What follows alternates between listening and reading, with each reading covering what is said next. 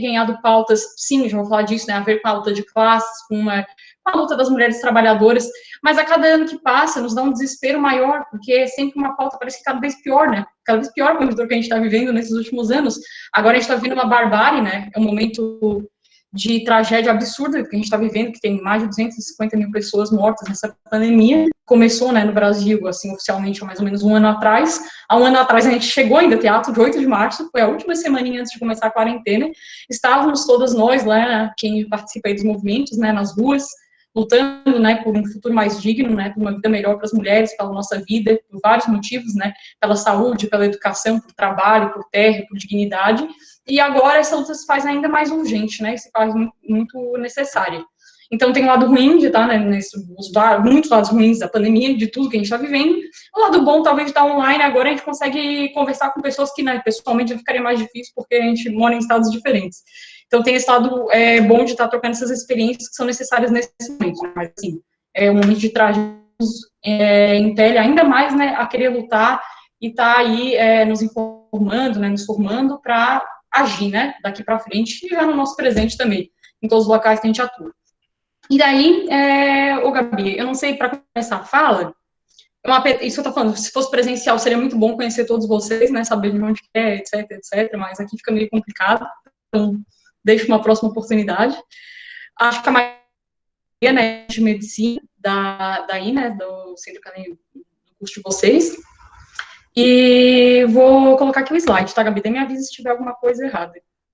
Que eu resolvi, eu nem ia fazer slides, mas daí eu resolvi usar para ter umas imagens, para ter umas coisas interessantes. Deixa eu ver. Beleza, qualquer coisa. Tô colocando aqui, daí me avisa se der certo.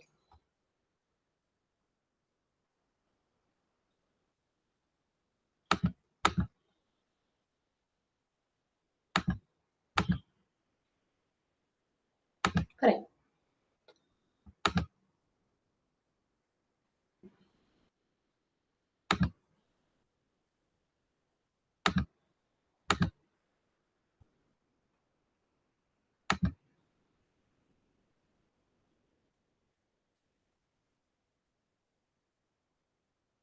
Ô, Gabriela, deu certo agora? Porque eu não tô vendo vocês, daí tem que me falar se tiver algum erro. Tá sim, tá tudo certo. Daí avisa se não passar slide, se acontecer alguma coisa assim, porque em outros momentos já me ocorreu isso, né, nessas coisas online. Daí, só por isso. Eu já me apresentei, né, sou a Luísa, e sou militante também, né, além dessa coisa acadêmica e toda da história. Eu milito já há alguns anos no coletivo feminista classista no Montenegro, que é um coletivo feminista, que daí a gente vai falar um pouquinho, né, o que é o feminismo classista, que foi o tema que me foi informado, né, que seria por dia de hoje. O feminismo classista, né, é um feminismo que está muito intrinsecamente ligado à luta de classes, à luta das mulheres trabalhadoras, né, por uma transformação não pontual, não assim momentânea da sociedade, não apenas por mais direitos para as mulheres, mas uma mudança radical da sociedade, né, que mude a condição de vida de todo mundo, né, de homens, de mulheres e tudo mais, porque a gente entende que só a partir das mudanças estruturais, né, sociais profundas, econômicas, políticas, que nós mulheres, né, enquanto aí 50% da população vamos realmente ter condição de uma vida digna, né, de uma democracia que a gente possa participar e ter acesso a toda uma condição, uma condição de vida sem violência e realmente com liberdade, com dignidade, com alegria, né, tudo que é aquilo que a gente sonha e luta. Então, resumindo assim, né, depois eu vou falar um pouquinho mais o que é o histórico, o que é o feminismo classista. É isso. Depois, mais na frente, eu já vou falar, mas já que é 8 de março, adianto também que a gente vê, né, o 8 de março como o Dia das Mulheres, né, geralmente, está no calendário. E ainda, por mais que justamente nesses últimos anos, como eu estava falando, começou a ter muito, justamente o 8M, atos unificados, uma militância feminista que ganhou mais corpo nas cidades, né, e no campo também, claro. Então, tem se colocado aí como também uma data de luta. Mas por muito tempo, e ainda por vários setores, ainda continua sendo uma data, sei lá, para presentear mulheres, para dar rosa, para fazer homenagens, para fazer todo aquele endeusamento da mulher, que a gente sabe que é uma coisa fictícia, né, que não se concretiza na realidade, porque isso realmente não dá condição digna para as mulheres, né, apenas uma coisa, e até honrar muitas vezes o local de opressão da mulher, né, colocar ela apenas como até o Dia das Mães também tem disso, né, colocar ela como uma super mãe, como uma super mulher, mas na verdade é glorificar muito das opressões, né, e jogar para baixo do tapete as opressões que ela sofre, e colocar isso como um momento só a ser celebrado. E retira todo o caráter de luta que é o 8 de março, que não é de agora, que o caráter do 8 de março, de luta, começa há mais de 100 anos atrás. Foi lá em 1908, se não me engano, ou 9, por aí, tá? Enfim, os primeiros anos do século XX, né? Quando a luta dos trabalhadores estava se espalhando pelo mundo todo. Ela iniciou-se, né, de maneira organizada. Ali na Europa, né, nos países da Alemanha, da Itália, da França, não que antes os trabalhadores não lutassem, né? Os trabalhadores lutam e resistem há milhares de anos, né? A gente pode pegar exemplos de revoltas de pessoas escravizadas lá na Roma Antiga. Aqui no Brasil, então, tem um histórico de luta e resistência de centenas de anos, né? Desde que a primeira pessoa escravizada pisou aqui no solo brasileiro, desde os primeiros indígenas que foram escravizados, catequizados à força, a gente tem um histórico de resistência. Então, tudo isso não é de hoje, mas eu pego esse exemplo da Europa porque vou falar um pouquinho mais depois do movimento socialista e do movimento feminista organizado. Ele inicia-se no continente europeu ali mais ou menos pelo século XIX, né? E já um pouquinho no século XVIII também. Naquele contexto, né, bem professora de história, assim, lá na Revolução Francesa e tal, né? Esses grandes questionamentos que começam, assim, com um caráter coletivo e que vão se espalhando pelo mundo. E aí, o dia 8 de março, ele começou com a ideia, né, que era já a ideia da luta coletiva de várias mulheres trabalhadoras daquele tempo, de uma mulher que foi muito importante, que é a Clara Zetkin. Ela era uma mulher alemã, né, ligada ao movimento socialista, ao movimento das mulheres trabalhadoras, uma grande teórica também, né, uma teórica feminista nesse sentido do feminismo fascista, e também Rosa Luxemburgo, que foi uma mulher economista, uma mulher muito brilhante do seu tempo, né, ativista militante política também, né, ela foi fundadora do Partido Comunista Alemão e tudo mais, e terminou sua vida, né, como muitas mulheres que entram na política, né, assim como Marielle, que vai fazer 3 anos aí já 3 anos já, né, realmente 3 anos, do assassinato de Marielle, né, e a gente tem muitos exemplos infelizes, né, infelizes exemplos de mulheres que ousam lutar e sonhar na nossa história e acabam assassinadas, né? A Rosa acabou assassinada pela sua militância política. Mas em vida, ela e junto com outras várias mulheres tiveram, então, esse ímpeto de luta e de criar uma data que é o Dia Internacional da Mulher Trabalhadora. Então, exatamente isso, para não ficar uma coisa só no país delas. Era uma data que o março, assim, já estava, assim, com esse histórico de luta, né, por causa dessas organizações, mas para criar uma data unificada. E daí, depois de um tempo, é isso, foi filmado que seria o 8 de março. E a razão disso foi a partir de uma conferência de mulheres trabalhadoras que se deu naquele tempo. Eu sei que muita gente já ouviu a história, que tem a ver com um incêndio de uma fábrica nos Estados Unidos e tudo mais. Eu até na escola eu aprendi isso faz vários anos já. E, na verdade, assim, hoje, né, historiadores que foram atrás viram que não tem comprovação histórica, de fato, desse incidente das mulheres que foram queimadas, fechadas numa fábrica, né, nos Estados Unidos. Não se tem memória desse incidente, então, assim, não dá para ligar diretamente uma data a outra como foi ligada. Se aconteceu, ainda assim, né, também seria um símbolo de data, de resistência, de luta das mulheres trabalhadoras que estavam fazendo greve lá nos Estados Unidos. Porém, a gente pensa que muitas vezes se oculta o significado real, né, o significado histórico do dia 8 de março, porque ele sempre foi uma data de luta, de revolta das mulheres. E ele ganha todo um novo significado, né, ele é ressignificado de maneira ainda mais importante a partir do ano de... Eu tô falando um monte já, né, gente? Meu Deus, já tô atravessando todo o tema da fala, mas tá. A partir de todo o ano, do ano de 1917, que também foi o ano que a gente comemorou o centenário há poucos anos atrás, né, que foi o centenário da Revolução Russa, que foi a primeira grande batalha, a grande vitória dos trabalhadores, né, num estado de realmente os trabalhadores tomarem o estado e tudo mais, né, e depois construíram a União Soviética. E só foi possível essa revolução de outubro de 17, porque primeiro teve uma outra revolução, em fevereiro, março, né, porque a Rússia tem um calendário diferente do nosso, em fevereiro e março de 17, milhares e milhares de trabalhadoras, principalmente tecelãs, trabalhadoras, né, do setor têxtil, lá de São Petersburgo, na Rússia, que era a cidade assim, mais importante da época, né, sobretudo economicamente, elas foram às ruas com grandes cartazes, eu acho que vai estar aí nas imagens depois, né, foram dizendo pão e paz. Por quê? Porque era o momento da Primeira Guerra Mundial, e seus maridos, seus filhos, todos seus conhecidos estavam lá no fronte da guerra, lá para os lados da Europa Central, assim, né, passando frio, passando fome, todo o estoque dos campos e das cidades estava tendo que ser mandado para esse fronte da guerra, uma guerra que não tinha interesse nenhum da classe trabalhadora. Aquelas mulheres e homens trabalhadores estavam nem aí para a guerra. Isso era o interesse do czar, que queria conquistar territórios de outros reis, coisas assim, reis governantes, não era mais rei tanto naquela época. Mas, e elas viram que não tinha sentido, elas queriam condições dignas de vida e de trabalho, né? Elas eram extremamente exploradas, trabalhavam até mais que os homens e ganhavam muito menos, não tinham direito nenhum, viviam um regime extremamente opressivo, né? Com a família real do czar. E elas que iniciaram, então, deram o pontapé inicial dessa grande revolução social. E foi justamente no dia 8 de março, né? Inclusive ressignificou essa data de luta como uma data para a transformação radical da vida das mulheres, né? E de todas as pessoas do mundo, né? Porque pretende ser uma data internacional, uma data de cunho internacionalista. Vou falar um pouquinho mais depois da União Soviética e tudo mais. Daí me avisem aí se o ritmo estiver muito rápido, tá? Já avisei que eu falo pra caramba, falo um monte. E que eu não tô vendo vocês, tá, gente? Tô vendo só meu slide aqui, então daí qualquer coisa me avisem mesmo.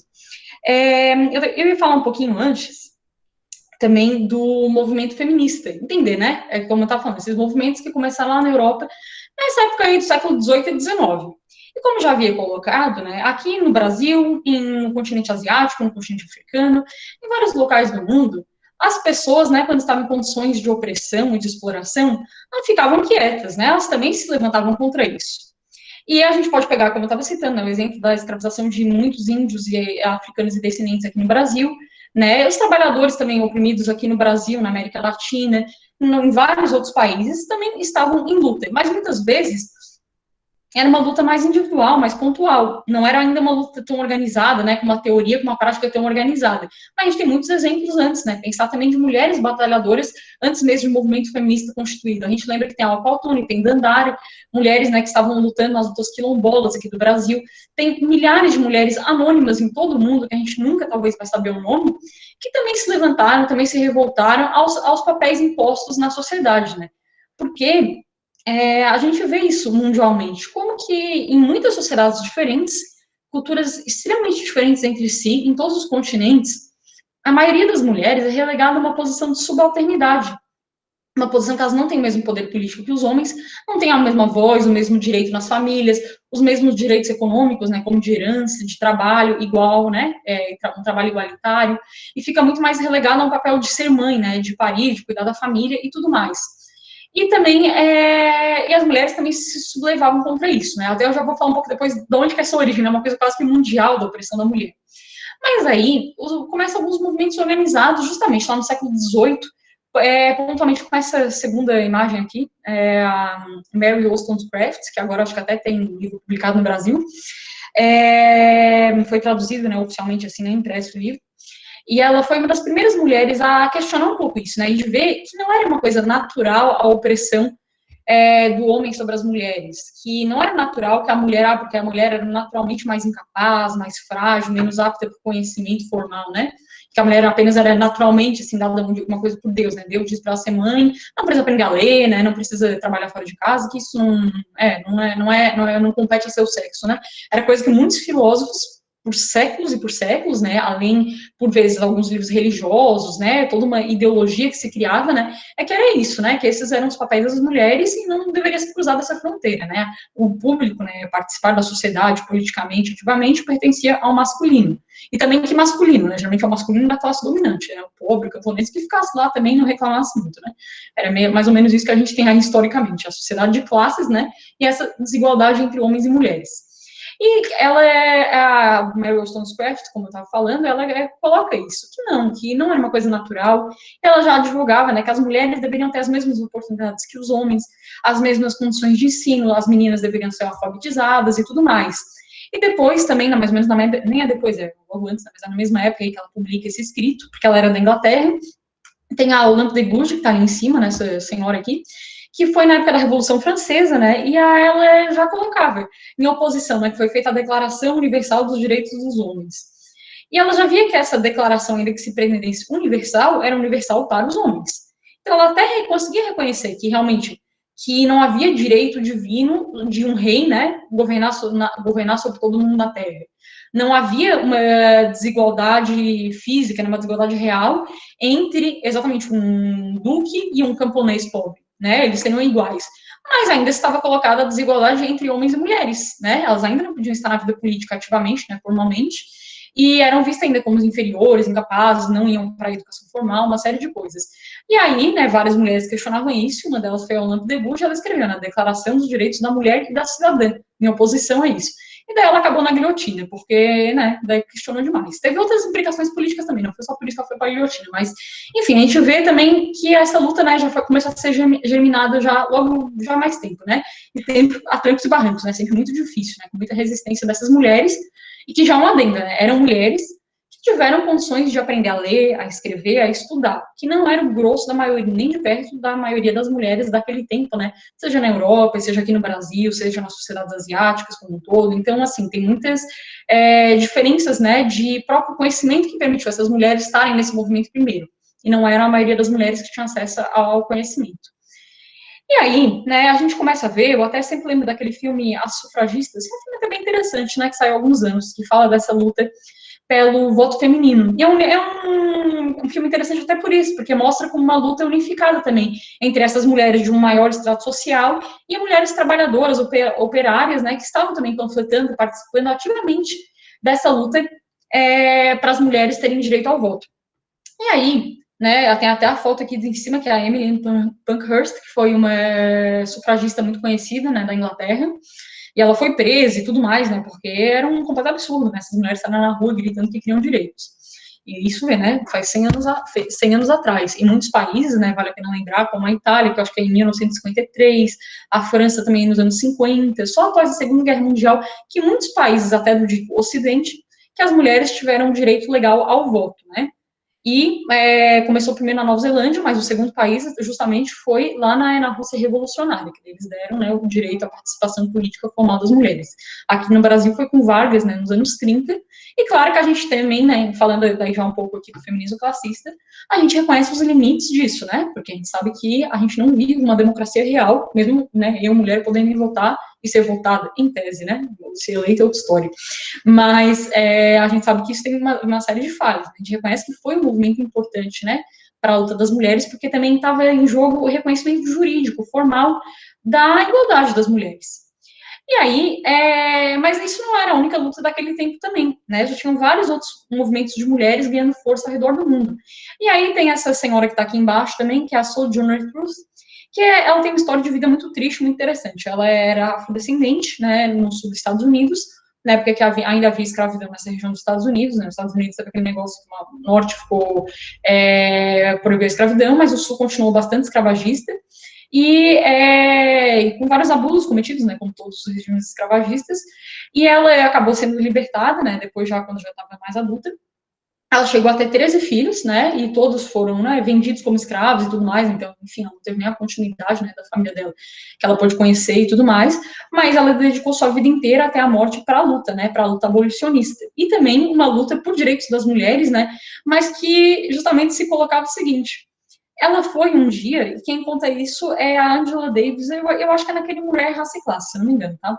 Faz tempo que eu vi o livro, mas eu peguei esse episódio dela, eu acho muito significativo, muito interessante para pensar também a própria história das mulheres aqui do Brasil. E aí, e por que é importante conhecer a história, para a gente conhecer a luta que a gente quer fazer, né? E diferenciar um pouco essas lutas de uma luta pontual, mais liberal, né, mais individual, do que realmente uma luta coletiva de transformação, que é o ponto aqui que a gente almeja. E a Sojourner Truth, ela, como eu falei, ela teve os filhos dela e tudo mais. Um dia, né, tem esse episódio, que ela foi lá numa conferência de maioria de homens brancos, inclusive, no século XIX, falando, né, das questões das mulheres, se as mulheres deviam votar, se elas deveriam ser iguais, e eles estavam conversando assim. Não, eu acho que não, né, porque a mulher naturalmente é mais propensa ao cuidado do lar, trabalhar fora de casa não pega bem para uma mulher, ela é mais frágil, né, tanto que cabe a nós, homens, nós defendemos até o direito das mulheres, mas o direito de ela ser bem cuidada pela gente, de ela, quando tiver que passar em cima de uma poça, a gente jogar nosso casaco, levar ela por cima, né, para não ter que se sujar, não ter que se molhar, a mulher tem que ser bem tratada. É quase que nos dão aí no 8 de março a tal da rosa, né, meio nesse esquema aí, né, isso é endeusação, assim, da mulher, endeusação da mulher, mas que não é factível, né, que realmente não quer transformar nada, quer manter apenas esse local de dominação dos homens. E aí a Sojourner Truth, ela chega e dá um bonito discurso, que foi registrado, né, eu não vou ter ele aqui na íntegra, né, mas é fácil achar na internet, mas se chama E Eu Não Sou Uma Mulher, porque ela fala exatamente isso. Olha, eu trabalhei por vários anos, aqui com meus próprios braços, nas plantações de algodão aqui dos Estados Unidos, e trabalhei pesado como um homem.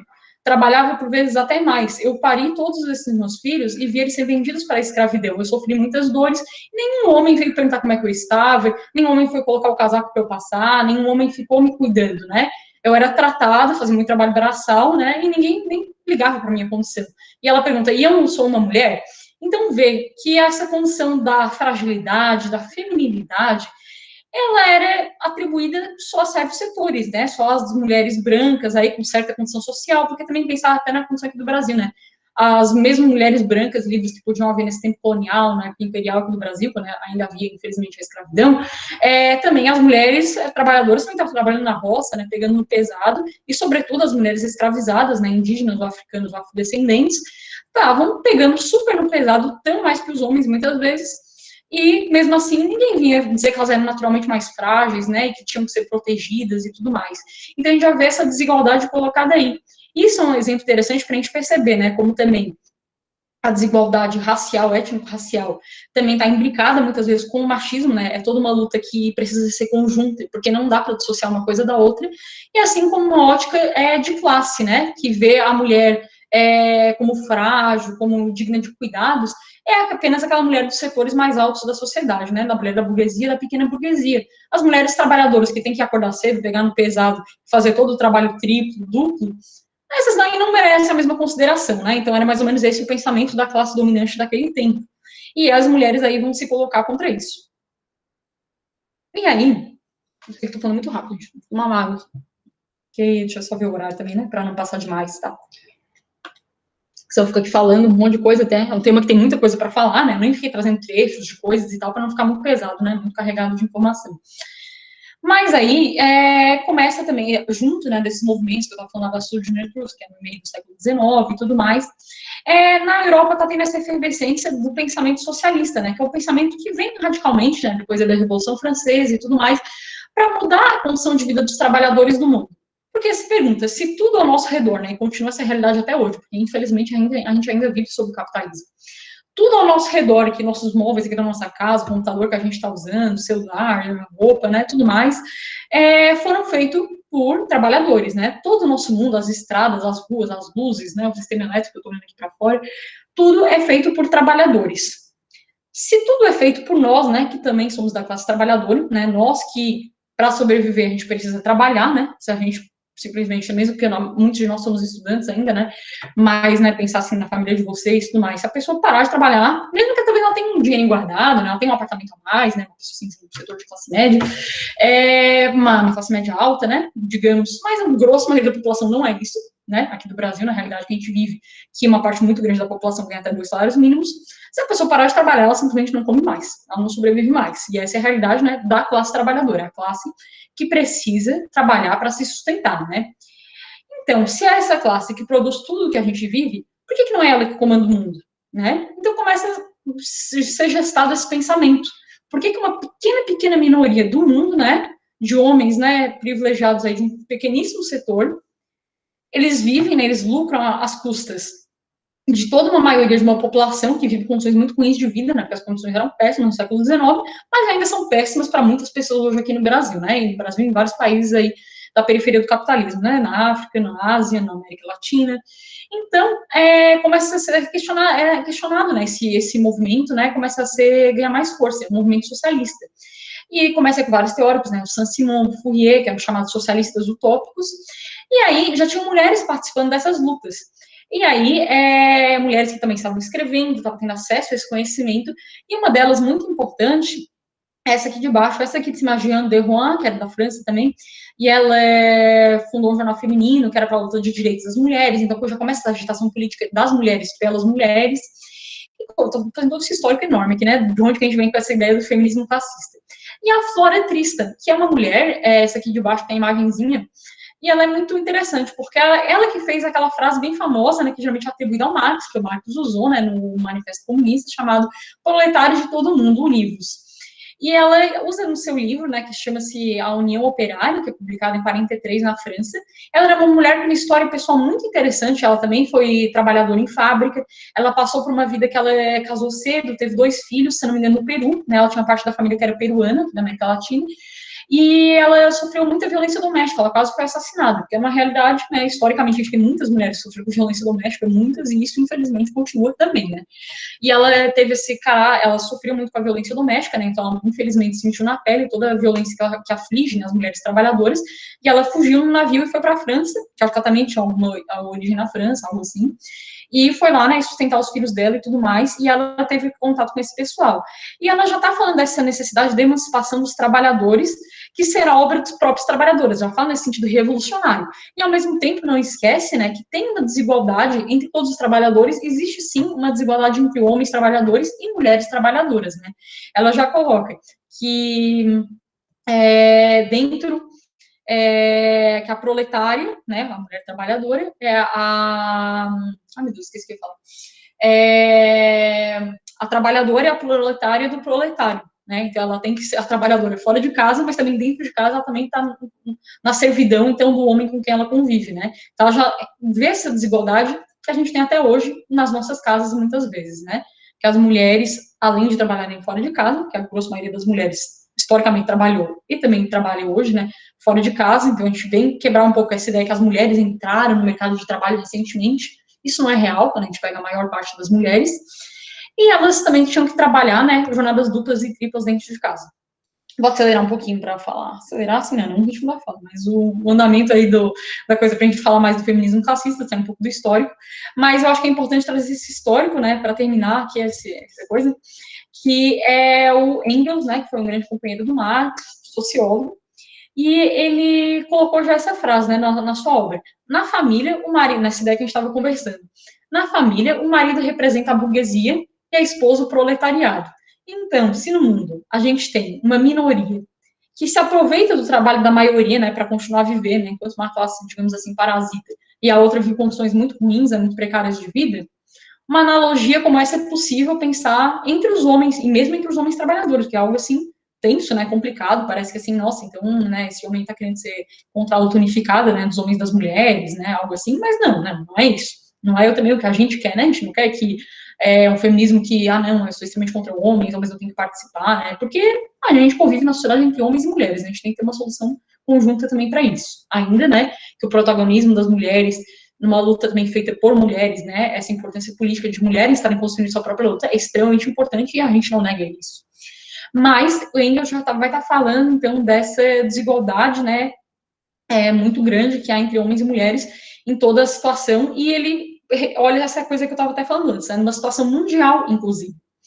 Ele vai falar lá no livro dele, que também indico, que é bem legal, né, Origem da Família, não, da Propriedade Privada, Família e Estado, aqui está escrito tudo errado, que é de 1884, ele vai estar falando um pouquinho de como é intrínseca essa relação entre o surgimento histórico da propriedade privada, lá na pré-história, ele vai fazer todo um estudo antropológico e tal, que hoje a gente aponta algumas falhas, né, e a gente sabe que nem todo mundo foi assim, porque, por exemplo, a gente está aqui no Brasil, né, até o ano de 1500, até a chegada dos portugueses, vivia um sistema social bastante diferenciado da Europa, por exemplo, porque não havia uma sociedade de classes consolidadas, né? Podiam ter desigualdades dentro dessas sociedades, havia muitas vezes guerras entre diferentes etnias, uma série de particularidades históricas, mas, né, não era mais uma situação de uma sociedade de classes lá da Europa, assim como nas sociedades africanas também, muitas vezes antes da chegada do colonialismo europeu, também eram situações bastante distintas.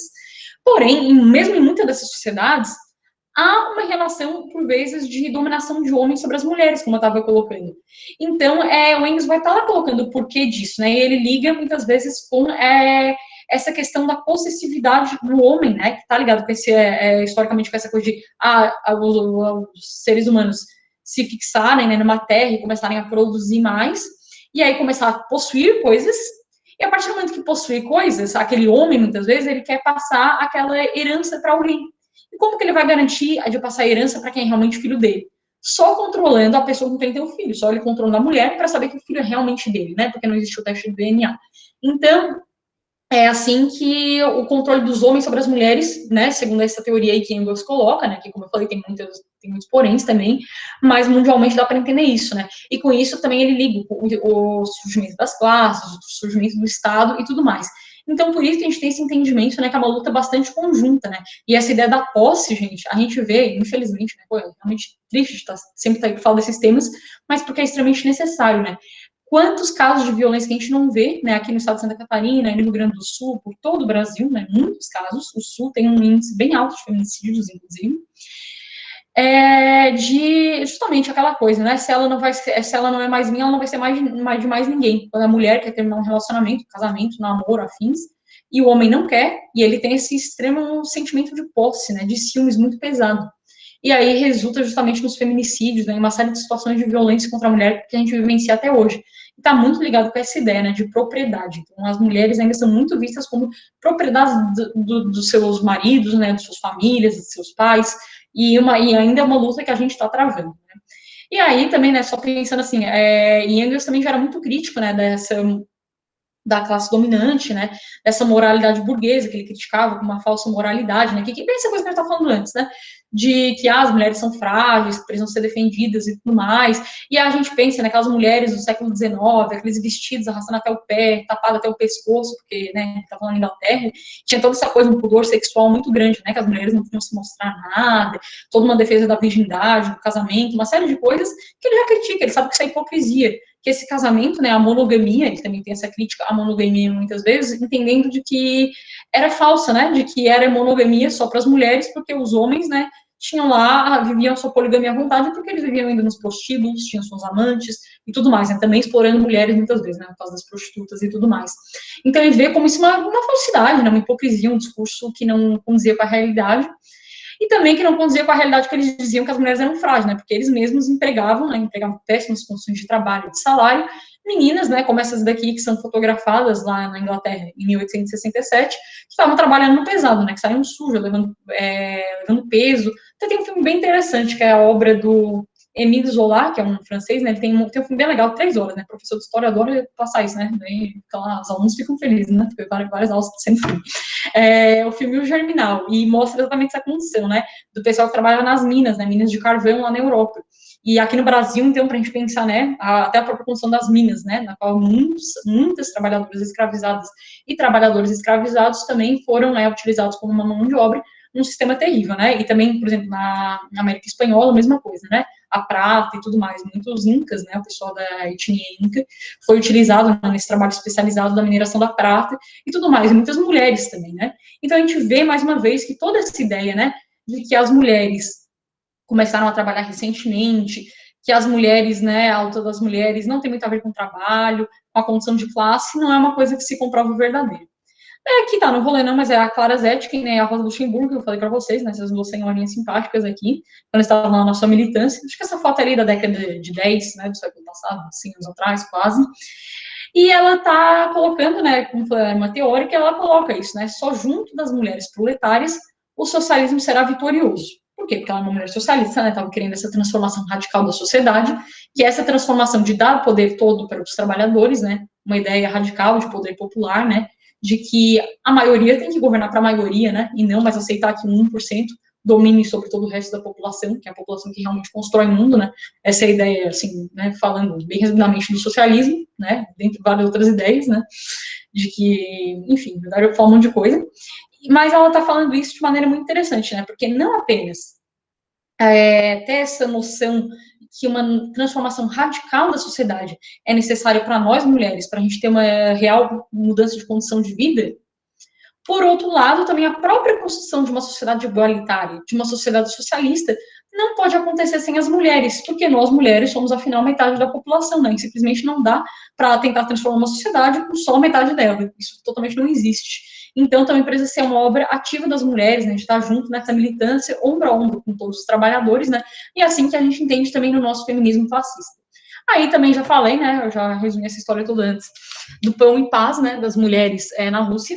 Então, a gente vê, né, que as mulheres não são apáticas nas lutas sociais, na história, né, nas coisas que a gente vê, muitas dos nossos livros didáticos, né, que a gente só vê homem. Hoje já está mudando um pouquinho do lado da história, então eu vejo que os livros estão até um pouco melhores, está talvez na época que a gente estava no ensino médio, ou que, né, no fundamental.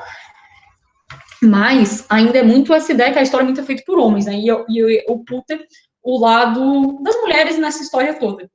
E a gente vê, né, que então elas estavam juntas, né, para essa transformação necessária da sociedade, né, que foi vitoriosa ali, como no caso da União Soviética, e aqui esse exemplo também, que é uma comemoração do 8 de março, né, teria muitos, nossa, a gente, na verdade, esqueci, tinha cartazes lindos, né, fica para a próxima, eu esqueci mesmo, eu tinha um outro slide, mas uns cartazes maravilhosos, né, justamente da União Soviética e de outros países desse tempo, porque a União Soviética incitou mundialmente, né, essa comemoração do 8 de março como uma grande data internacional e uma grande data de luta, de vitória das mulheres.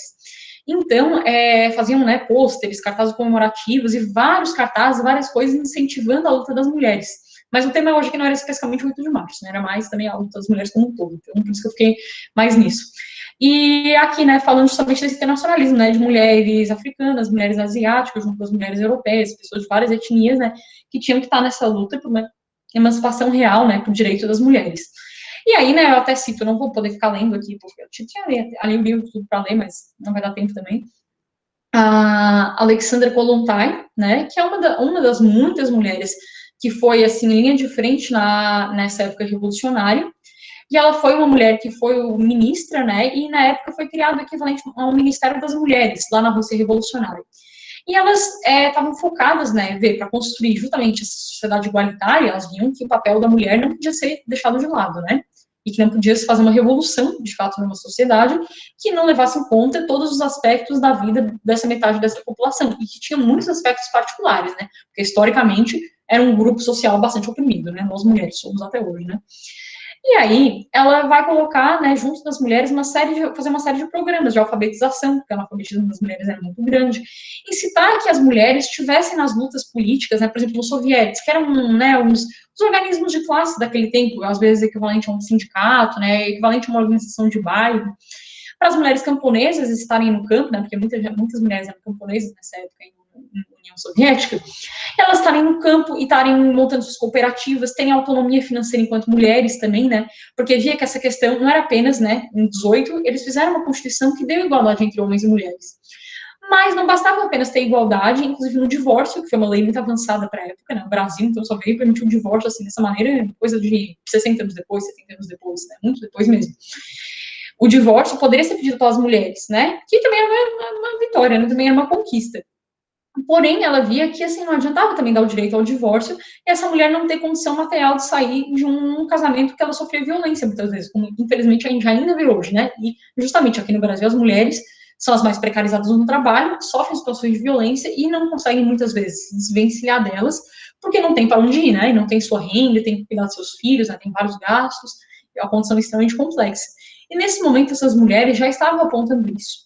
E elas viam uma coisa assim muito essencial, muito necessária, que a gente também já vai falar um pouquinho mais, né, nesse entendimento do que é necessário para o nosso entendimento de feminismo, é que o seguinte, a gente vê, né, nessa foto aqui, tem várias mulheres trabalhadoras, né, a gente vê uns homens aí de lado também. Esses homens, eventualmente, trabalhavam nas mesmas fábricas que elas, porque também, né, não foram 100% dos homens para a guerra, mas foram muitos morreram, inclusive. Para esses homens chegarem na fábrica com a roupa arrumada, com a comida que eles levavam para comer lá na fábrica, né, e também com as crianças, né, que tinham que ser cuidadas, tinham que ser alimentadas, a mulher teve a mulher que ele tinha em casa, né, e muitas vezes bem com essa relação mesmo de propriedade, a mulher está lá em casa, né, e ainda que ela trabalhasse fora e trabalhasse tanto quanto ele e ganhasse menos, né. Ela ia dormir mais tarde, porque ela ia arrumar a roupa dele, ela ia acordar mais cedo para arrumar as coisas das crianças também, assim como é hoje aqui no Brasil em muitas famílias, né? E a gente vê essas desigualdades ainda mais agora na pandemia, ainda mais acirradas, né? Ainda mais evidentes. E elas já viam toda essa questão dessa desigualdade. E elas colocam que é muito necessário para a emancipação da mulher real que esse trabalho, né, dito trabalho doméstico, a gente fala também em trabalho reprodutivo, né? Porque para o trabalho produtivo, né, que é esse trabalho da fábrica lá, que vai produzir objetos, vai produzir coisas, né, essas coisas que a gente tem aqui ao nosso redor, precisa, antes de existir o trabalho produtivo, precisa existir esse trabalho reprodutivo, que é esse trabalho que dá condições para que o trabalho produtivo exista. Para isso, né, quem está por trás? São as mulheres, em 90% dos casos, ainda mais, né, se não mais. Aqui no caso do Brasil, e como era talvez aí no caso da Rússia, aí de 100 anos atrás, né, só pegando como exemplo a Rússia, porque a gente está falando disso. E aí elas veem que se toda a sociedade depende desse trabalho, que é um trabalho que o patrão capitalista, não, o dono da fábrica, não está pagando a mulher especialmente por esse trabalho. Pelo contrário, né, está pagando menos para ela, inclusive, porque ela, sei lá, ela fica grávida e ele, então, já tem que faltar mais, né? Que a gente vê hoje, né? Inclusive o presidente dizendo isso, né? Que a mulher tem que ganhar menos mesmo que tem grávida. E aí, quem que está fazendo esse trabalho? São as mulheres. E se toda a sociedade se beneficia desse trabalho, por que ele não é um trabalho, então, que o Estado, né, a sociedade fornece para essas famílias? E aí elas pensam nisso, né? E aí começa a ser montados lavanderias coletivas, para que o trabalho de lavar roupa, né, e até depois, quando começa a ter, inclusive na União Soviética, começa a ter máquinas de lavar roupa, né, isso, um local com várias máquinas, né, para todo mundo usar. A ideia do capitalismo, né, de você ser rico individualmente, conseguir comprar sua máquina, né, porque tinha aqueles lindos cartazes das mulheres dos anos dourados, cheia de eletrodomésticos. E a ideia que vai por aí não é bem essa, é a ideia de que esse trabalho tem que ser compartilhado e ter restaurantes populares, uma coisa que seria extremamente necessária nesse momento no Brasil, né? Nesse momento, digamos, no que a gente vive, né? Nessa desgraça desse capitalismo. Agora, na pandemia, ficaria até meio complicado, na verdade. Mas tá, mas é de ter restaurantes como a gente tem, assim, os R1, né, da universidade, ter bandejões, né? Ter isso para todo mundo da população, porque o trabalho de alimentar as pessoas, né, e tal, é um trabalho que não é pago para as mulheres, e é majoritariamente as mulheres que fazem nas suas casas, né? E não apenas fazem, né? Depois que lavar louça, arrumar tudo na cozinha, limpar a cozinha e tudo mais, né? E aí também cuidar dos filhos, as mesmas coisas. Aqui no Brasil, quanto a gente enfrenta ainda de falta de vaga de creche, né? Ou valores muito altos, porque as mulheres não conseguem não pagar na iniciativa privada. E é muito caro pagar uma creche integral, muitas vezes é inviável. Tem que ficar deixando o filho, né, com a vizinha, com a tia, com a avó, depende dessa rede familiar feminina, inclusive, né? Para cuidar de um trabalho que deveria, na verdade, ser um dever do Estado, né? Porque toda a sociedade se beneficia disso. Então, elas vão implantar na creche em turno integral, condições dignas para essas mulheres poderem, né, ir trabalhar e ter onde deixar sua criança, e uma educação muito mais avançada, né, uma educação realmente para uma nova sociedade, que vai formar novos seres humanos com valores diferentes, né, do que esses valores que a gente é ensinado no capitalismo, valores de competição, né, de individualismo e tudo mais. E também essas questões de lavanderia, restaurantes populares e uma série de coisas que é colocado. E é isso, a gente vê que a gente tem isso como exemplo, tem exemplos também de Cuba, da Alemanha Oriental, que também tiveram políticas nesse sentido, e até políticas em países capitalistas de hoje, né? Eu sei que tem alguns países que também trabalham nesse sentido, mas justamente pouquíssimos países está o chamado estado de bem-estar social, que só conseguem existir porque tem uma enorme periferia do capitalismo aqui por trás, né? A gente é que sofrendo no Brasil. Então, vejam, né, que isso seria extremamente importante aqui para o nosso exemplo do Brasil de hoje também, né? E nosso feminismo também vai estar lutando por isso. E aí, gente, né, agora, meu Deus, isso aqui já tá quase acabando meu tempo, já foi uns quase 40 minutos de fala. Bastante coisa. Mas, coloco aqui alguns nomes, eu depois posso disponibilizar, meu contato fica aí, depois eu posso pôr no chat também.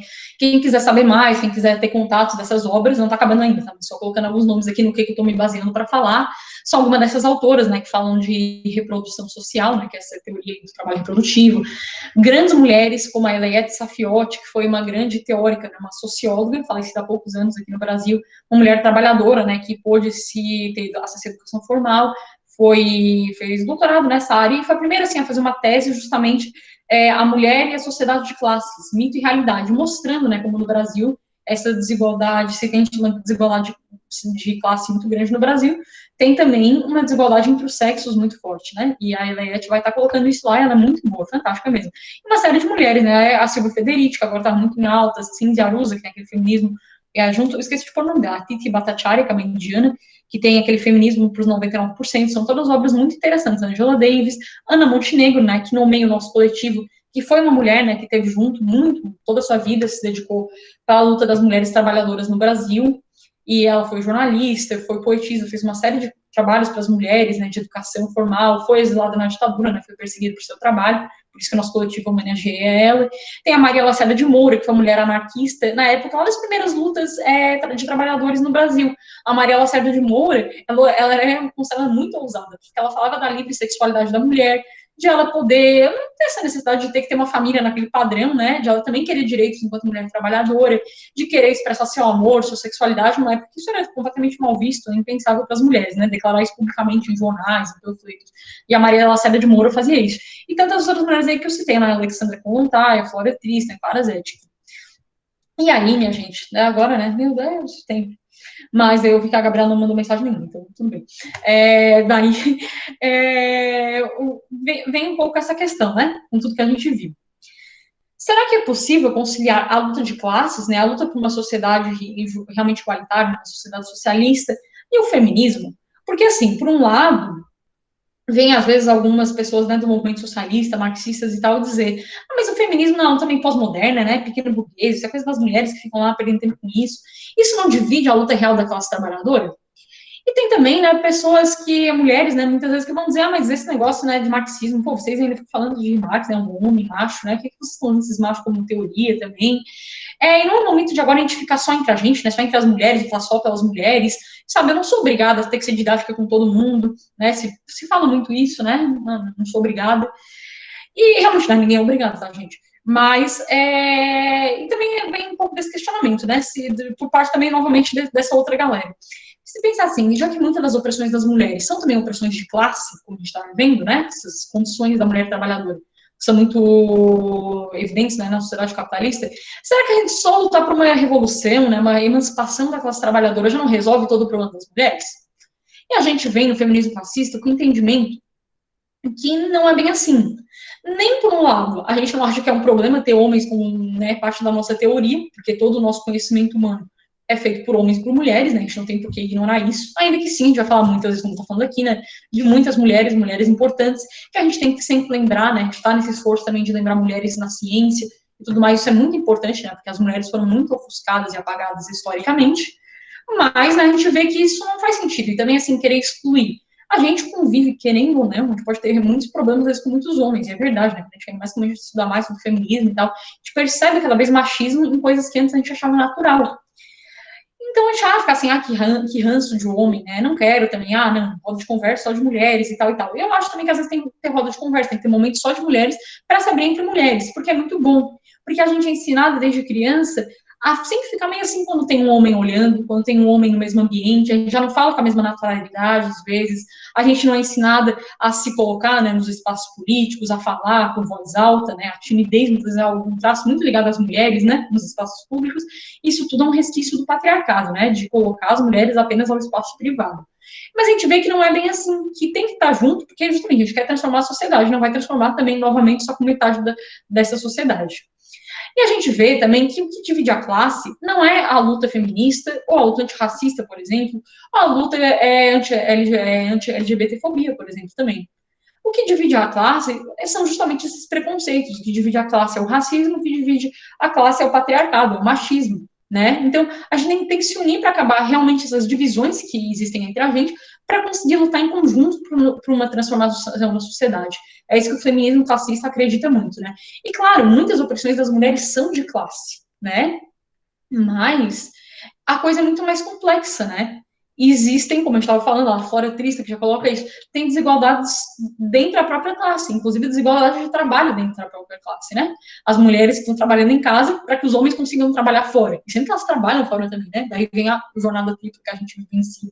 E uma série de coisas, né? Ou uma mulher de um patamar social mais elevado, né? Com mais dinheiro, vai pagar outra mulher daí para fazer esse trabalho doméstico, ela não consegue fazer porque ela trabalha fora. E a mulher que faz o trabalho doméstico, por sua vez, tem que cuidar da sua casa, dos seus filhos, também dos filhos e da cozinha da outra, né? Então, toda essa desigualdade aí se perpetuando, né? Lembrando que a gente está no Brasil, que a realidade do trabalho doméstico, né, é muito forte entre mulheres, e em vários estados também, predominantemente mulheres negras, né? Tem todo um histórico aí, que tem pesquisas, inclusive de sociologia e tal, como, que mostram isso, como um legado direto, né, das mucamas, das mulheres escravizadas dentro do ambiente doméstico, né, se fala mucama, inclusive, é um tom bem pejorativo, é uma palavra bastante já pejorativa, né, no nosso linguajar, mas colocado nesse sentido, né, ainda é visto como uma mulher dócil, apta ao trabalho doméstico, né, então tem toda essa implicação também do racismo, da luta de classes, né, que a gente está vivendo, e também com essas condições de gênero, né. E aí, né, falando já um pouco dessa questão também étnico-racial, que é super importante para a gente entender a questão da mulher, a questão de classe aqui no Brasil, eu venho com essa foto aqui, né, e a outra foto aqui da frente também. Pô, essas fotos aqui, na verdade, que é do... Não esqueci o nome, tá? Mas é um cara que vem no Brasil, um gringo, que veio e que tirou muitas fotos dessas plantações, né, do trabalho do café, né, no Brasil, na época do auge do café, no Vale do Paraíba, que é São Paulo. E mostra, né, aquilo que a Sojourner Truth falava, as mulheres carregando esses textos pesados, né, aí com toda a sua vestimenta feminina e tal, né, do lado dos homens, carregando todo esse texto pesado, mexendo em enxada, mexendo em coisas bem duras, né, assim como essas mulheres aqui, não estavam nesse ambiente privado, né? Não eram consideradas frágeis demais para trabalhar, não estavam sob a proteção, sob a tutela masculina. Eram mulheres que estavam tentando ganhar a sua vida, né? Essa foto é de 1857, época ali que começou a ter mais a fotografia aqui no Brasil, né? Então são registros históricos muito interessantes. E elas estão ali vendendo, né, uma série de coisas que a gente identifica, né? Banana, legumes e tal. E elas estão ali sentadas, trabalhando, a gente não sabe, né, por exemplo, se essas mulheres eram escravizadas, porque elas podiam ser libertas também, né, trabalhando para se sustentar e suas famílias, ou também escravizadas como as mulheres que eram as chamadas escravas de ganho, né, podiam ser escravos também homens, mas especialmente no Rio de Janeiro, no contexto de Salvador, também tinha muito escravas, né, tanto que o tabuleiro da baiana, né, aqueles quitutes e daquela coisa, tem tudo a ver com isso, acarajé, né, tudo mais, porque eram meios de as mulheres africanas e afrodescendentes conquistarem suas liberdades, por quê? Porque elas eram escravas de ganho, elas tinham sua própria casa, mas elas tinham todo o direito, que dá um pedaço bastante grande de tudo que elas ganhavam, né, vendendo nas ruas, para os seus senhores, né? Então elas não eram livres juridicamente, mas elas tentavam, né, ir poupando da maneira que desse para eventualmente comprar a sua alforria e também ajudar a comprar a alforria das outras, né? Existiam sociedades entre pessoas escravizadas para conseguirem a libertação também dos outros, né? Da sua irmandade, né? Faziam clubes, faziam confrarias, né? Que já existiam nessa época. E aí isso também é um fenômeno interessante, né? Dessa luta dos trabalhadores no Brasil. E vejam, né? Será que a mulher, eu coloquei ali em cima, né? A mulher e o trabalho no Brasil. Isso é um fenômeno recente? Quando a gente vê essas fotos, né? Pensar a mulher que sai de casa para trabalhar, já tem muitas mulheres no Brasil que já estavam fazendo isso há muito tempo. E aí, a Gabi também não me mandou mensagem até agora, porque eu acho que o tempo já está acabando, minha gente. Até porque eu não quero tomar o tempo demais de vocês. E também não é da gente fazer algumas perguntas depois, né? Que eu acho que é interessante. Mas já está bem finzinho agora. Ainda que seja um trabalho muito rico, né? É um assunto muito rico, tem muita coisa a se falar. Mas vejam, né? Pegando aqui alguns dados, teria bem mais dados, mas peguei só alguns, de relações de mulher, classe e trabalho, né? Do que eu já estava falando. E a gente vê que a precarização da mulher, né? Das mulheres no mundo e também das mulheres negras, das mulheres indígenas, pensar também no contexto que se tem né, no norte, né, na Europa, nos Estados Unidos, também de mulheres imigrantes, né, de várias regiões do mundo, a gente vê que a precarização do trabalho, que tem se falado muito, né? O trabalho no Brasil está mais precarizado. E é verdade, né? A gente está vivendo, é histórico que a gente está vivendo nesse último ano no Brasil, em 2020, que foi o menor índice de trabalhadores e trabalhadoras com carteira assinada, né? A CLT lá de 30, né? Que a mídia aí agora propagar, né? Que isso é atrasado, que isso não cabe mais, né? Por que é isso? Esses trabalhadores querem ter férias remuneradas. Bom mesmo é nos Estados Unidos, né, que não existe férias remunerada. O trabalhador que negocia com o patrão. A gente sabe muito bem como é que isso funciona, né, essa negociação do trabalhador com o patrão. Então, vejam, né, que essa precarização que se fala, que é verdade, a gente está vendo uma precarização, mas muito também se deve a gente percebendo mais essa precarização quando a gente vê essas variáveis também de sexo e de cor dentre a nossa população, e a população do mundo, inclusive. A gente vê que 70% dessa feminização da pobreza não é algo recente, né? 70% da parcela mais pobre do mundo é feminina. E vê que da renda inteira produzida no mundo, né, de quem não é quem é produzida, né? Porque quem é produzida, certamente que 50%, se não mais, de tudo que é produzido no mundo é obra do trabalho das mulheres, né? Como a gente estava falando antes. Mais do que pertence, né, do que pertence às mulheres, é coisa de 10%. Então, veja, a classe dominante também, além de tudo, ela é majoritariamente masculina. Com isso, não quero dizer que não existe mulheres burguesas, não existe mulheres que, eventualmente, na luta de classes, vão estar contra nós, mulheres trabalhadoras. Isso é um tema complicado, mas isso existe também, né? Mulheres que estão muito mais defendendo os interesses do capital, né, da sua própria classe, do que, de fato, os interesses da mulher, das mulheres como um todo, né, as mulheres trabalhadoras. Então, a gente vê, né, que isso também é uma disputa que a gente faz aí quando a gente tenta se diferenciar do que a gente chama do feminismo liberal, né, que é um feminismo que tenta muito mais ver coisas individuais, né, lutas individuais, e nisso parece que a opressão, né, muitas vezes, não é para fazer uma luta de opressões, mas parece que a opressão das mulheres é toda igual, né, e que é isso, que a Cátia Abreu sofre a mesma opressão que a indígena do Mato Grosso, né, e a gente sabe que é extremamente diferente. Então, e as mulheres têm menos de 2% da participação política formal no mundo. Ali a fonte da Anistia Internacional. E aqui no Brasil também é um nível ridículo, né? Aquilo que eu estava falando. As mulheres entram na política e a gente sabe muitas vezes qual é o resultado. Ou entram porque são filhas ou esposas de sempre da política, né? Isso também ocorre muito. Enfim, vejam, né, que enfim, esse dado aí, falando de IBGE também, que é interessante, que 90% do total das mulheres a partir de 15 anos, né, essa pesquisa do IBGE de 2014, afirmam fazer trabalhos domésticos, né, na sua casa, enquanto apenas 51% dos homens dizem o mesmo. E também, nessa mesma estatística, eles perguntavam, né, quantas horas de trabalho doméstico a pessoa faz, eles veem que, tipo, que 48% ocupavam até 10 horas semanais nessas atividades, enquanto nas mulheres, 76% ocupavam mais que essa quantia. Então, assim, ó, os homens até também, esse 51% é meio duvidoso, né? Quantos desses 51% não é aquele, ajuda minha mulher, né, a, sei lá, secar a louça, estender a roupa, né, porque ligar a máquina talvez já é demais, alguns, né, nem sabem, eu já vi essa cena, gente, às vezes eu homem que não sabe nem ligar a máquina de lavar roupa, nem tem que lavar no braço, né, que também é a realidade de muitas mulheres no Brasil. E a gente vê que as mulheres, na imensa maioria das mulheres no Brasil, tem que dedicar várias horas do seu dia, assim, várias mesmo, realmente, né, uma jornada a mais que elas têm todas as semanas, né, ainda mais quando são mulheres mães de mais de um filho, né, quantos mais filhos, aí mais trabalho, né, e às vezes também não só o cuidado dos seus filhos, né, mas também dos mais velhos, dos seus pais, dos seus sogros, né, como o trabalho de cuidado é muito ligado à mulher. Enfim, tem uma série de coisas para falar, até na área da saúde mesmo, né, que a gente estuda, mas, enfim, é uma conversa para depois também. E tem essa questão também do trabalho doméstico, né, que eu estava colocando e tudo mais, também que tem essa desigualdade, né, de etnicidade e gênero muito grande, né, que a maior parte dos trabalhadores domésticos são mulheres, né, exceção, quem entra na categoria de trabalhador doméstico, eles são jardineiros, motoristas, mas isso é íntimo, né, muito mais diaristas, empregadas, né, e a gente sabe, né, que como a burguesia chiou, quando teve que pagar o mínimo dos direitos trabalhistas, e como a gente ainda vive casos, como, não sei se vocês viram, aquela Madá, que é uma mulher lá, Madalena, que é uma mulher lá de Minas Gerais, que viveu 38 anos em condição análoga à escravidão, na casa dos seus patrões, que simplesmente ela, quando era criança, eles disseram, não, vou trazer ela para morar na minha casa para dar melhores condições, que nada, tiraram ela da escola, ela nunca pode fazer absolutamente nada na vida dela, viveu sempre trancada em casa, uma história horrível, e agora é que ela foi libertada, faz pouquíssimos meses. Então, até vejam depois no Instagram, tem uma página expondo o caso escravo, é muito interessante. E ela é uma mulher negra, né, lá de Minas Gerais, então vejam essa desigualdade muito aflorada no Brasil, para nem falar os muito mais casos que a gente tem de trabalhos análogos à escravidão de homens ou mulheres aqui no Brasil, né, mas as mulheres muito ligadas a isso do trabalho doméstico, né, mulheres negras quase sempre, né, uma continuidade histórica que se tem.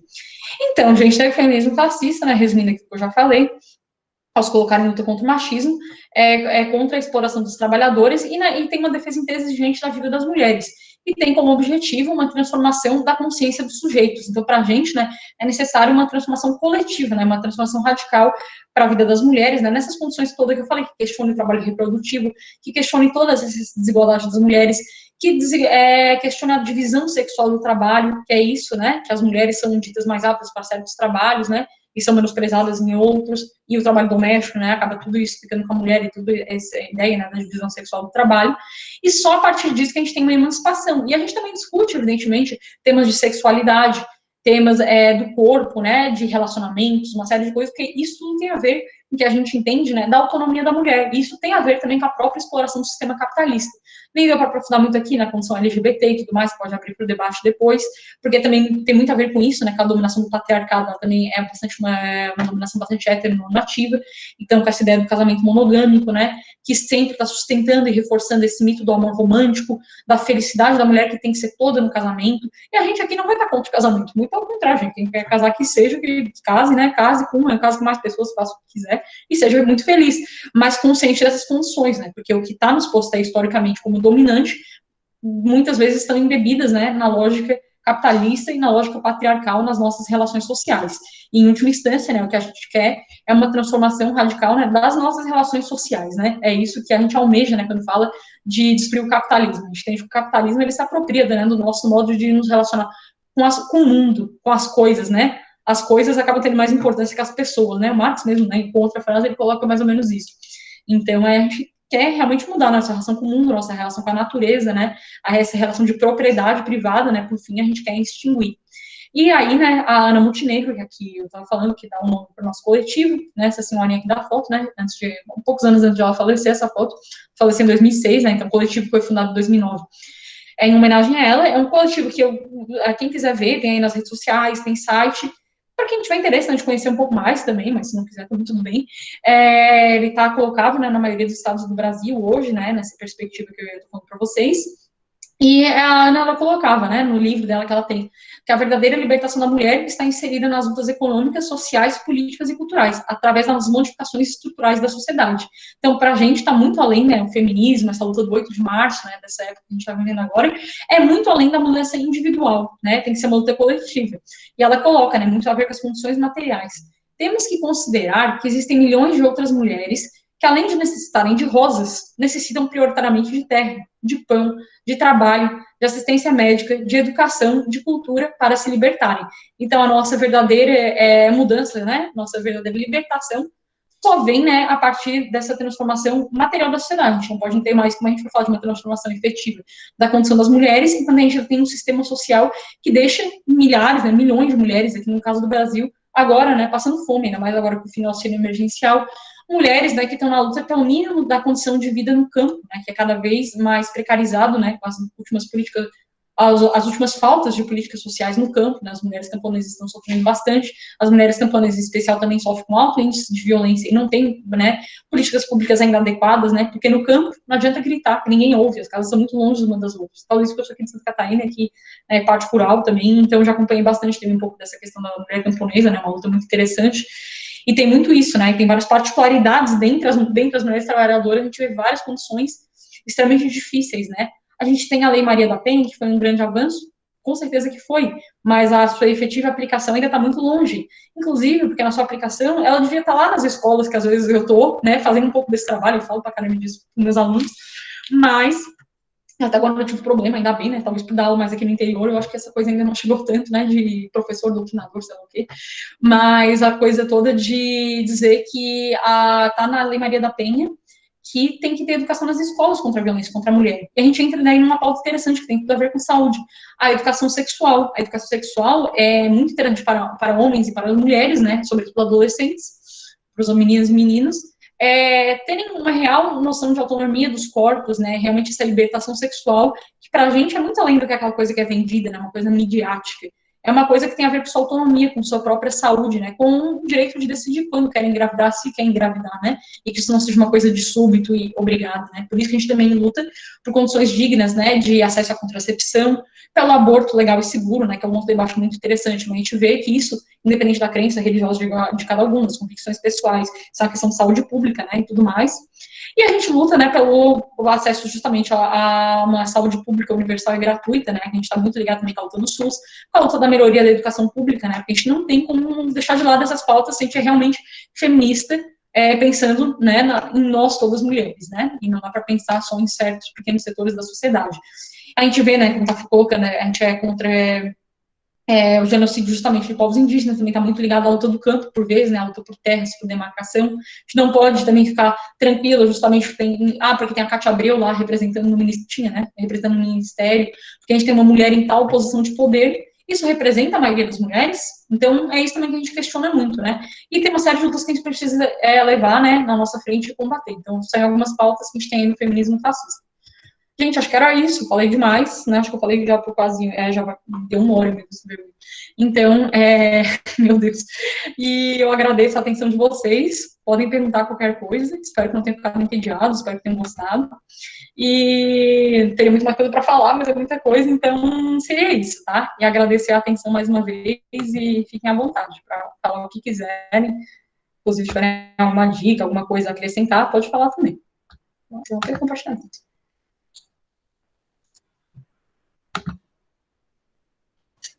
Ai, foi ótimo fala. Tem aqui, a galera tá mandando nos comentários que foi muito bom.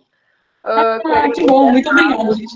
Foi muito massa mesmo. Tem uma perspectiva de luta de que as mulheres têm classe, né? Que além também da gente não querer receber flor no 8 de março, e saber a luta das mulheres também, saber como é que a gente pode se organizar, né? Qual é o feminismo que a gente defende para a luta das mulheres. Então, muito bom. Pessoal, a gente vai abrir agora para inscrições. Queria que vocês mandassem dúvida, fizessem comentários, assim, não precisa ser dúvida, mas para ajudar no debate mesmo, agradecer a Luísa participar aqui. Então, se inscreve ali no chat, é só me mandar me inscrevo ou eu, daí eu vou chamar quem estiver se inscrevendo para falar.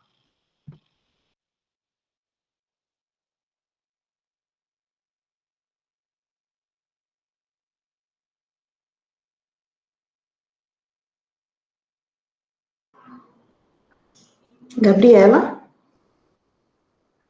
Oi, pode falar. Eu vou falar porque eu já me inscrevi antes, tá? Só quero fazer um comentário rápido. Parabéns, Luiz. Eu não estou me vendo, mas está aparecendo, né, para vocês. Quero fazer também um comentário sobre a experiência que tive, né? Eu sempre comento com alguns colegas sobre isso, como a sociedade, ela é, assim, machista, né? Eu tenho uma filha pequena e que ela estudava num colégio aqui da minha cidade e que na primeira reuniãozinha da escola, eu não podia ir porque eu estava no cursinho, então eu pedi ao pai dela que fosse. E só ele foi de pai, né? Todo o resto eram as mães. E a diretora do colégio olhou para ele e falou: Mas cadê a mãe? E ele disse: Não, mas não é uma reunião, né? Não pode ser eu. E aí ela disse: Não, tem que ser a mãe e tal. Ah, beleza, ele me ligou e eu fui, né? Cheguei no ambiente escolar e durante a reunião não tinha nenhum assunto que ele não pudesse resolver, né? E no final eu conversei com essa diretora, eu disse, mas por que teria que ser eu? Né? Eu estava estudando, ele estava, né, um horário vago, e porque tinha que ser a mãe. E ela me disse, mas que a mãe sabe sobre o leite, eu disse, ele também sabe. Né? E ela sempre ia questionando uma coisa e eu respondendo, ele sabe tudo, né, da criança, né? Tanto eu quanto ele sabemos. Então, era só para comentar mesmo que um ambiente escolar que deveria nos ensinar diferente, né, fez isso. Eu fiquei muito chateada. Só isso mesmo.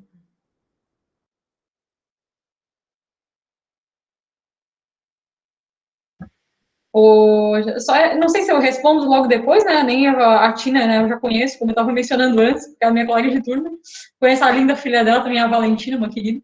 E muito isso, Tina, porque as desigualdades, né? Como a gente estava falando, elas já começam, e isso é uma coisa muito interessante até da área da saúde, né? A gente está falando aqui com gente que vai ser, né? Ou já está atuando como profissional de saúde. E vejam, né, a desigualdade já começa lá no útero, né, quando até de classe, né, a gente sabe muito bem os tratamentos que são diferenciados dentro da classe no Brasil para as mulheres, né, trabalhadoras mais pobres que não têm acesso muitas vezes à adequada saúde, uma mulher, né, de um outro patamar social que consegue ter acesso a todo o pré-natal adequado e tudo mais. Isso também é uma luta que a gente está aí, é uma luta feminista, né, e vê que a desigualdade já começa aí. E quando nasce, então, justamente a sociabilidade, né, a menina começa a toda aquela coisa da delicadeza, né, do excesso do cor de rosa e tudo mais. E nada contra as crianças que usar cor de rosa, tudo bem, mas a gente vê que até na própria indústria, né, isso já está sendo colocado, então vê que isso não é por acaso, né, é uma coisa do capitalismo também que se apropria disso, né. E aí, na própria escola que reforça os estereótipos, né, Tina? É bem chocante aí que tu falaste, né, mas acontece pra caramba esse tipo de coisa. Essa ideia da mãe, né, como a única cuidadora. Então, até quando tem famílias, né, que contrariam, estão aí, né, cada vez mais, talvez, se opondo a essa normatização social, né, de que a mãe que é responsável pelos filhos, né, o pai ali é só para dar um apoio, para dar um apoio financeiro, principalmente, né, ainda não é entendido pela sociedade, né, então ainda é uma luta que tem muito a se travar, né, muito importante que tu colocou também, porque a gente tem que transformar isso desde já, né, e também que não é nada fácil, né, criar uma menina na nossa sociedade, porque ela vai crescendo e vai cada vez lidar mais com essas desigualdades, né, desde muito criança, como nós lidamos, né, desde muito crianças.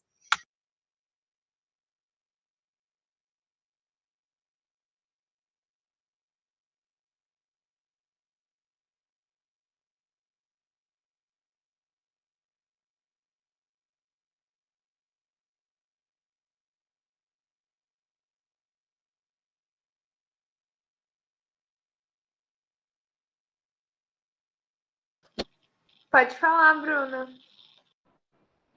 Oi, eu gostaria de fazer um comentário mais, porque agora na pandemia eu tenho contato assim com a pessoas, não vou dedicadamente usar um termo específico, mas que são mulheres que trabalham e têm filhos, enfim, e com essa situação da pandemia estão em casa e cuidando das crianças. E eu vejo que isso se acentua muito, assim, essa questão de que parece que o trabalho associado à mulher, como se ele fosse de menor valor, assim, de que a mulher, tá tudo bem a mulher se virar, trabalhar, tipo, fingir que trabalha e cuidar das crianças, mas o marido, o homem, não pode fazer esse esforço de ficar em casa agora que está em pandemia e tentar ajudar a criança, tipo, cuidar dos seus filhos e coisas assim. Então, eu vejo que as mulheres agora na pandemia acabam que estão se desgastando muito mais do que no normal, no usual, porque no usual, assim, a pessoa pelo menos tem uma creche, tem uma escola, uma situação, assim, onde consegue ter a sua dedicação para o trabalho e uma dedicação para os filhos ao chegar em casa, e isso agora acaba se mesclando muito, assim, e força muito da mentalidade da mulher, assim, como saúde mental, assim, eu vejo que é bem, tá sendo um fator bem complicador, assim. E eu gostaria de fazer um pedido, porque eu ainda me acho muito ignorante no assunto. E eu gostaria de indicações de livros para começar a ler. Eu já comecei a ler alguns, mas eu gostaria de alguns, assim, para começar, assim, a me apropriar mais sobre o assunto. E tava muito boa, muito obrigada. Posso já responder a Bruna, então? Acho que não tem mais, nem vi se tinha mais alguém inscrito. Mas obrigada, Bruna, agradeço, fico feliz, né, também quem aí tem, eu li aqui os comentários, o pessoal que gostou, fico bem feliz mesmo. E justamente, né, agora na pandemia, uma série de situações que a gente está vendo, né, a questão de saúde mental, mais uma vez o debate veio de saúde, né, se as mulheres no Brasil, né, o Brasil, que já é um recordista, né, em problemas, né, de saúde mental, como a gente tem visto, foi até tema do Enem, por sinal, não foi? Eu acho que eu li algo sobre isso recentemente, e até vinha com esse gráfico, que justamente que as mulheres, né, aqui no Brasil batem recordes, né, em depressão, ansiedade, uma série de coisas, e tem tudo a ver, né, não tem como a gente, e até as próprias condições de saúde que a gente vai lidar aí no futuro, né, com pacientes, não tem como desvencilhar de toda essa estrutura da sociedade que a gente vive, né, das mazelas que as mulheres vão estar trazendo, tem tudo a ver com o que elas vivem, né, dentro das suas famílias, do que elas foram ensinadas, dentro do seu cotidiano. E agora, né, na pandemia tá péssimo, né, toda a questão aí também, né, vários problemas, né, junto com EAD, com uma série de coisas, né, os pais acabam tendo, muito bom, né, para quem era a favor do homeschooling e tudo mais, né, agora viu como é muito bom, né, você trabalhar fora de casa e educar os filhos, como se educar os filhos é isso, como se fosse só um cuidado, né, que não fosse um trabalho especificado. Por isso a gente também fica muito na defesa de uma educação qualificada, né, para as crianças já desde uma idade já muito inicial, né, mesmo um jardim de infância, creche, né, com qualidade de ensino, a gente vê que isso é um trabalho extremamente necessário, né, formativo. Lá, esse pessoal aí da União Soviética e tal, já trazia muito isso, né, tem vários pedagogos socialistas que trazem isso de maneira muito importante. Tirar essa sobrecarga da mulher, sobretudo. E tudo mais. Mas daí, Bruna, de livros, tem muita coisa legal, muita coisa mesmo, que é muito bom, né? Que ótimo. E cada vez tem, isso que eu estava falando também, tem mais coisas traduzidas, né, para o Brasil. Um tempo atrás, bem poucos anos atrás, era muita coisa que você achava na internet, ou só em inglês e tal, e daí fica difícil para a maioria das pessoas. E daí, eu acho que hoje, assim, sobre essa questão aí até de uma questão geral de mulher, e ela traz um pouco dessa questão de classe, esse da Angela Davis é super bom, esse Mulher, Raça e Classe. Também tem na internet, tá? Acho que todos que eu tô falando hoje já é bem fácil de achar os PDFs, e eu tenho também, como eu deixei ali meu endereço, pode me perguntar porque eu devo ter essas coisas todas. Acho que é bem interessante, tem alguns artigos que são interessantes, mas é claro, são artigos tipo científicos, né, da área de ciências humanas, que falam muito dessa questão do trabalho reprodutivo e tudo mais, e eu acho que daí quem traz isso de maneira mais simples e muito legal de ler, acho que eu li assim, tipo, em uma tarde, porque é bem curtinho, é aquele Feminismo para os 99%, que é a Cinzia Arusa, que é uma... Depois eu escrevo aí, tá? No chat. A Cinzia Arusa, ela é uma italiana, né, também de formação marxista, ela é uma economista, e a Titi Bhattacharya, que acho que ela é socióloga, trabalha nos Estados Unidos, mas ela é indiana. E daí elas trazem isso de maneira bastante interessante. Aqui do Brasil, eu acho toda a obra da Elayette Safiotti, que é aquela que eu coloquei ali, ela é muito interessante, muito rica, e ela tem um livrinho pequeno chamado Gênero, Patriarcado e Violência. E é um livro pequeno, que é isso, que é rápido de ler, é bem legal. E a própria tese dela, né, que é a mulher e a sociedade de classes, também tem formato de livro. E é muito, muito bacana. Mas eu acho assim, o Gênero, Patriarcado e Violência é legal porque é uma obra mais reduzida, né? Mas o outro também não é grande, mas é muito interessante, né? É bom de ler. E aí, daí abre-se um mundo, aí tem muitas outras coisas. Os próprios trabalhos de Marx são muito bons, as coisas de gênero, ele fala muitas coisas, já fiz uma pesquisa sobre isso, né? Toda vez que Marx está falando de gênero, muita coisa interessante. O próprio Engels falou isso pra caramba, de gênero. Mas daí é uma leitura já que tem que ter um olhar histórico, às vezes, para ler, porque tem coisas que não cabem já tanto ao dia de hoje, né? Diferente de estar lendo alguém contemporâneo. Enfim, são muitas coisas boas. E eu também vou deixar, agora que eu lembrei, eu vou deixar o endereço que eu tenho aqui, porque eu tenho uma biblioteca virtual com vários PDFs. Está meio desatualizado, faz tempo que eu não coloquei nada lá, mas eu deixei o link, e daí tem muitos desses temas aí. Essa Alexandra Kollontai, que é a soviética, ela é fantástica, ela é muito boa mesmo. Foi até pra Gabriela, vocês estão falando bem dela, ou sei lá, tá falando bem pra alguma amiga. Não, era pra uma amiga aqui na minha cidade, ó, sei lá. Já falei bem pra um monte de gente. E, então é muito legal, a Alexandre. Infelizmente, ela é muito atual. Por que infelizmente? Porque passaram 100 anos e mudou muito pouco, né, na nossa condição. Mas é muito legal mesmo, assim, a gente aprende bastante nessas coisas.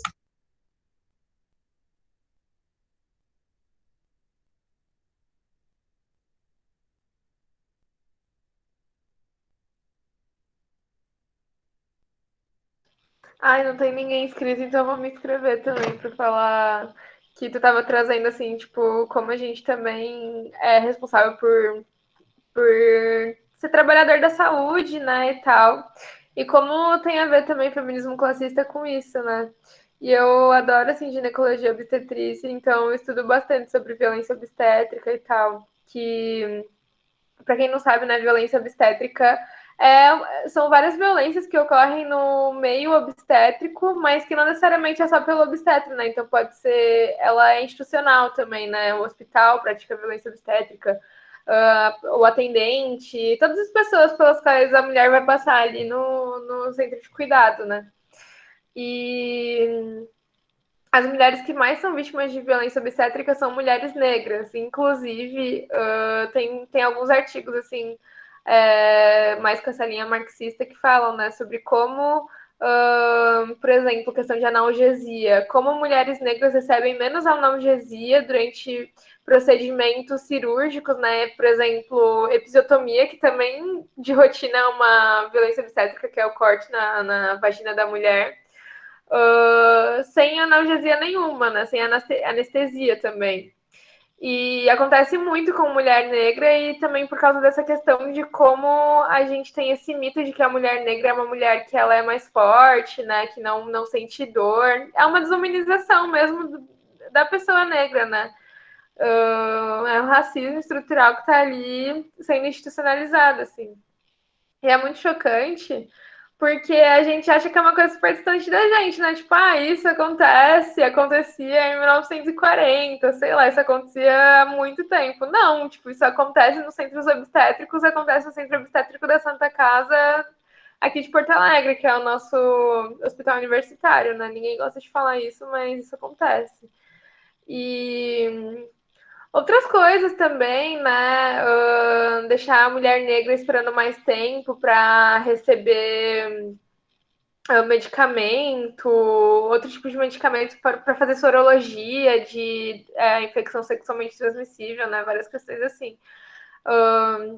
E a gente sabe que mulher negra no Brasil tem classe, né? No mundo inteiro tem classe, mas no Brasil especificamente, assim, pela questão que a gente tem de escravidão também, escravidão dos povos negros. Então, nossa, eu queria muito falar disso, assim, porque é um negócio que dá muito ódio, né? E é bom que dê ódio, assim, porque a gente consegue se mobilizar, né? Não fica triste. Eu adoro aquela frase que a injustiça não te entristeça, mas te radicalize, que é bem importante mesmo, né? Então, para dar uma perspectiva assim massa também. Ah, massa, Gabi. É bem isso, né? Bem interessante. Eu acho que, né, vocês, né, a maioria, eu não sei em que período que está do curso, né? Mas aí tu hoje começou o internato, né, Gabi?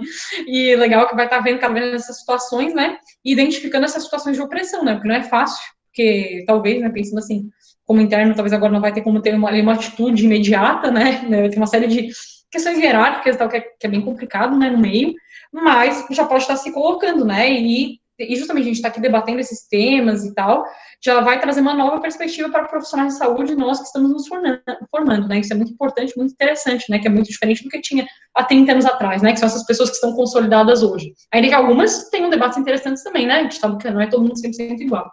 Mas é muito legal, né? Como a gente está falando, né? Esse tema justamente da primeira infância, da gravidez, aí tá intrínseco, né? Com as ideias do patriarcado sobre o corpo das mulheres, sobre a criação, né, porque é isso, o gênero, né, entendendo que o gênero é o modo que as pessoas são ensinadas a ser, de acordo com o sexo dela, né, se ele nasce com sexo masculino, ele é menina, então ele tem que ser tal e tal, ele vai ter que ser corajoso, bravo, etc. Se ela é menina, ela é tal e tal, né, como a gente estava falando ali da filha da Tina, e também como tem esses estereótipos, por outro lado, né, junto com a etnia, com a cor, né, a desumanização que ocorre no Brasil até com as crianças negras, né, as violências que a gente tem visto aí e tudo mais, é uma grande barbárie, né, quais corpos que são achados pelas balas perdidas aqui no Brasil, né, é algo que nos indigna mesmo, né, então é muito bom colocar essa frase, porque a gente fica indignado. Tem outra frase também que é muito boa, que o pessoal fala aí nos espaços de militância, que é que a gente não pode a gente tem que ter desespero, né? Porque quem tem esperança fica esperando. E a gente tem que lutar pra gente, tem que ter esse desespero, assim, de querer mudar. Então, eu acho que é isso, né? Na prática profissional, em toda a nossa vida, agora, como estudantes, né? De estar propagando cada vez mais essas mensagens, né? De estar se inserindo no que é possível, né? De mudar. A gente fica até triste, né? Por isso eu tô meio triste nesse 8 de março, porque com a situação, o agravamento da pandemia e tal, tá complicado, né, de fazer algumas ações na rua, né, de estar no contato com as pessoas, né, porque a gente que é do feminismo classista gosta muito dessa coisa, né, de não estar unicamente na internet e tal, né, tem que estar nos locais, né, de movimento, de militância, e tudo agora tá um pouco complicado, né, e tá complicado justamente para essas mulheres trabalhadoras com quem a gente tem militado, né, aqui na minha própria cidade mesmo, a situação, assim, estava bem crítica, né, de condições de agravamento de violência doméstica, de carestia mesmo, né, as pessoas ficarem sem comida, as crianças não têm o mínimo acesso de ir para a escola no modelo online, daí, até na escola que eu trabalhava, tá sendo só, tipo, no ano passado estava sendo só, como diz, papel, sabe, para entregar uma vez por semana. É um modelo totalmente falho de educação, então são muitas mazelas que a gente vê, né, que a gente quer transformar, né, porque a gente não fica quieto frente a isso. Então, enfim, várias opressões conjuntas, né. Sim. Bom, ninguém mais se inscreveu. Obrigada, Luísa, pelas colocações.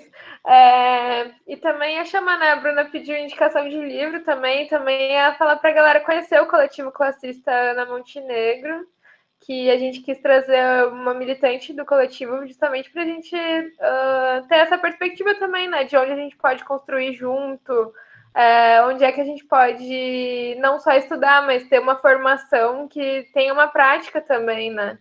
Isso é muito importante. Então, conheçam aqui em Porto Alegre, tem o coletivo feminista também. Isso, daí tem ali o Ana Montenegro, e no Instagram tem o Ana Montenegro Brasil, e tem em Porto Alegre, tem em vários lugares, se vocês forem de outros estados também. Quero agradecer mais uma vez a Luísa, em nome do Centro Acadêmico 22 de Março, agradecer a presença de todo mundo também. Eu sei que é segunda de noite, já está todo mundo muito cansado, então eu vou encerrando. Muito obrigada. Que agradeço, Gabi. Boa noite para todo mundo. Daí eu deixei ali o link, e quem quiser mais coisa pode pegar ali meu endereço e tal, que eu posso mandar mais coisas, tá? Que ali nesse link não vai ter tanta coisa assim, não. Mas é isso. Muito obrigada.